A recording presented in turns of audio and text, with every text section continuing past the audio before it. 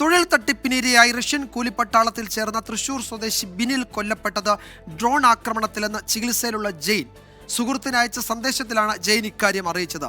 ബിനിലിന്റെ മൃതദേഹം നാട്ടിലെത്തിക്കണമെന്ന് ബന്ധുക്കൾ ആവശ്യപ്പെട്ടു.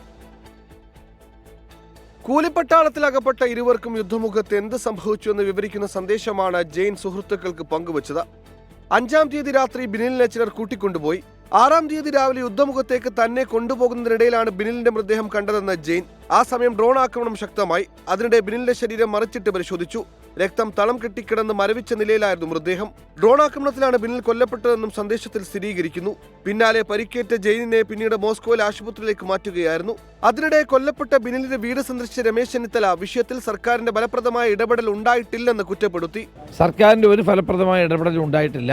ഇങ്ങനെയുള്ള റിക്രൂട്ടിംഗ് ഏജൻസികളെയൊക്കെ സർക്കാർ നിയന്ത്രിക്കേണ്ടതാണ്. ഇതെന്തിനു വേണ്ടിയാണ് കൊണ്ടുപോകുന്നത്? ഇത് ഗൗരവമായി ഗവൺമെന്റ് പരിശോധിക്കേണ്ടതാണ്.